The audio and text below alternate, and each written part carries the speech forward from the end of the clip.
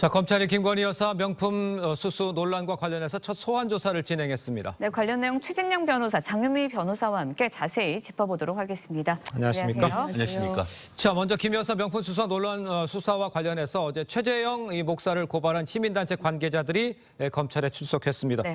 어떤 이유로 최 목사를 고발한 건지를 먼저 설명해 주셔야 될 것 같아요. 그렇습니다. 일단 그 팩트와 범죄를 말씀드리면은 네. 아시다시피 그 최 목사가 2022년 9월 달에 몰래 카메라를 가지고 억지로 이렇게 김 여사의 사무실에 들어간 다음에 예. 그와 같이 이제 준비했던 그 파우치백을 전달하는 것을 카메라로 촬영했지 않습니까? 그러니까. 그 이후에 그것을 서울의 소리란 유튜브 방송에 공개를 했는데 그것이 어떻게 보면은 주거 침입이 되고 사이버 명예훼손이 되며 나아가 청탁금지법 준 것이 청탁금지법 위반이다 이렇게 지금 고소를 했는데요. 예. 아시다시피 지금 범죄 목적으로 어떤 그 장소에 들어갈 경우에는 그 자체가 지금 법리상 주거 침입이 될 수 있기 때문에 그 네. 주거 침입으로 고소를 했고 또 이 부분을 비방의 목적으로 몰래 카메라를 찍어가지고 그것을 공개했다라는 것이 이른바 사이버 명예훼손 그러니까 정보통신망법 위반으로 해서 지금 고소를 했는 것이고 더불어서 공직자의 부인에게 뭔가를 청탁하기 위해서 그 100만 원 이상 되는 물품을 제공했던 이 내용이 오히려 이른바 김영란법 위반, 청탁금지법 위반된다라고 지금 고소를 했는데 예. 결국 기존 같은 경우에는 그 최재형 목사 측 한마디로 그 몰카를 찍어서 네.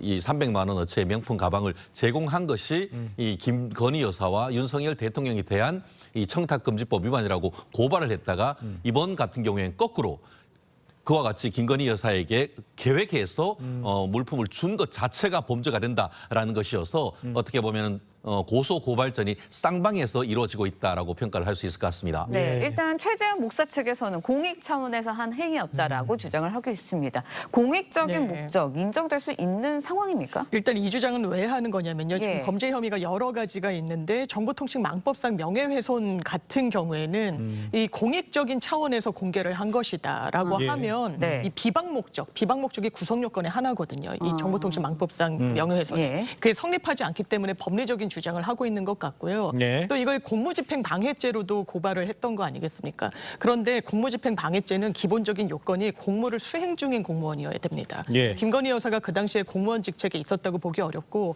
본인의 사저에 들여보냈기 때문에 이걸 공무집행 중인 어떤 그 업무 수행 중이었다라고 평가받을 가능성은 전 개인적으로 낮다라고 보고 예. 또 이제 청탁금지법과 관련해서는 그냥 금품 수수가 금지된 것이 아니라 직무와 관련한 이 금품 수수가 금지돼 있다 보니까 이 부분이 상당한 법리적인 쟁점이 될 것 같습니다. 다만 한 가지 예. 아까 얘기한 것처럼 공무집행 방해는 뭐냐면은 김건희 여사의 어떤 공무보다는 김건희 여사를 지키고 있는 용산의 그 대통령 비서실의 직원을 마치 본인이 이제 김건희 여사를 만나기 위해서 간다라고 하지만 사실은 그게 아니고 뭔가를 제공하기 위해서 갖는 것이기 때문에 그것이 어떻게 보면 거기다가 이제 동영상을 촬영하기 위한 것이 위계에 의한 공무집행 방해라는 그런 취지로 지금 익혀지는 거기 때문에 예. 이 부분에 대해서는 기존의 어떤 그 사건의 법리로 봤을 때 결국 뭔가를 주기 위해서 갔는데 그게 공익 목적이다.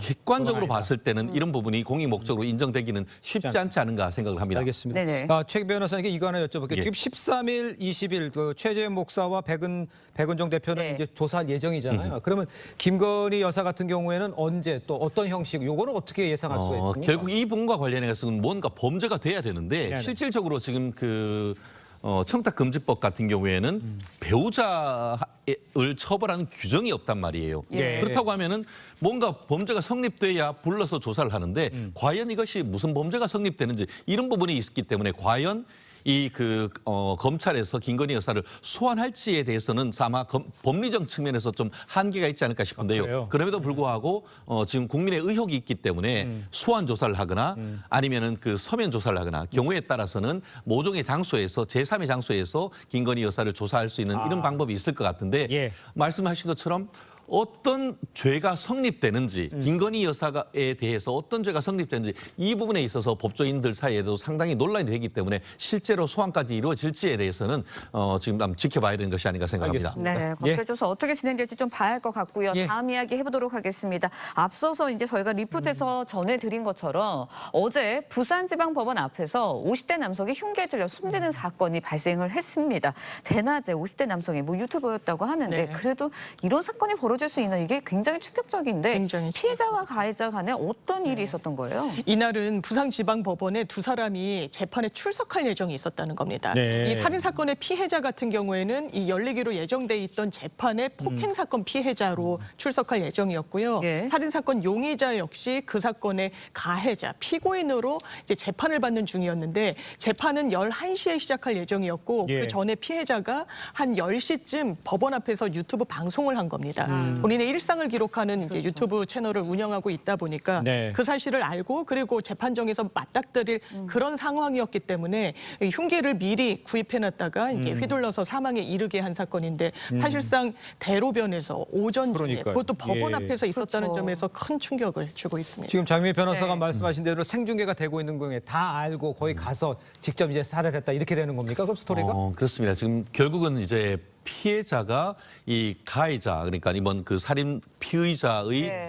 어떤 재판이 있었는데 증인으로 나가게 돼 있던 것이죠. 예. 미뤄 짐작컨대 오늘 제가 누구누구 어떤 사건의 증인으로 나갑니다. 그런 것을 법원 앞에서 유튜브로 방송하고 있는데 그 모습을 보고 지금 피의자가 이게 흉기로 살해했는 건 아니겠습니까? 네네. 그 상황 속에서 이 휴대폰을 떨어뜨리다 보니까 동영상 자체는 나가지 않았습니다만 예. 목소리는 그대로 송출되는 건 아니겠습니까? 그렇기 때문에 상당 부분 끔찍했다라는 평이 있고 네. 이런 이후에 이 사람 같은 경우 알고 봤더니만 차를 렌트를 해두고 바로 도주를 했다고 합니다. 근데 두 시간이 채 지나지 않아 가지고 지금 저 화면에 나온 장면이죠. 그렇습니다. 예. 그렇게 도주를 한 다음에 미리 렌트해서 두었던 차량을 가지고 도망을 갔었고 또 알고 봤더니만 이 그 흉기 같은 경우에도 인근에 있는 그 마트에서 예. 미리 사뒀던 점에 있다라는 점에서 계획 범죄가 아닌가 하는 얘기가 있는데 네. 이런 일을 벌인 것 자체가 다른 것도 아니고 법원 앞에서 일어났기 그렇죠. 때문에 법원의 어떤 방어원들의 어떤 그런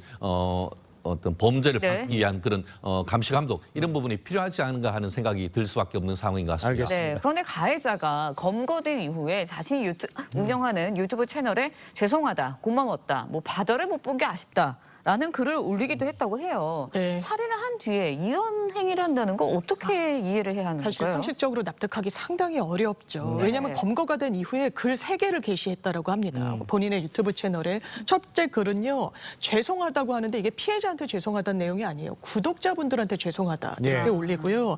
또 이 피해자를 향한 메시지로 보이는데 네. 타인의 행복을 깨려는 사람을 내가 용서할 수 없었다. 마치 본인의 범죄를 정당화하는 듯한 이런 글을 올리기도 했고요. 두 번째 글은 본인의 가까운 지인들에게 사랑했다. 지난 1년 동안 뭐 뜨겁게 지냈고 나같이 못난 사람을 이렇게 잘해줘서 고맙다라는 소회를 밝혔습니다. 예. 마지막으로 세 번째 글에는 마지막 인사를 들으는데 본인이 경주에서 검거됐고 바다를 보지 못한 부분이 조금 아쉽다라고 해서 사실 이게 범죄를 뉘우치거나 반성하는 기색은 전혀 없다. 이렇게 봐도 무방할 것 같습니다. 알겠습니다. 네, 알겠습니다. 자, 두 분 말씀 여기까지 듣겠습니다. 고맙습니다. 맞습니다. 감사합니다.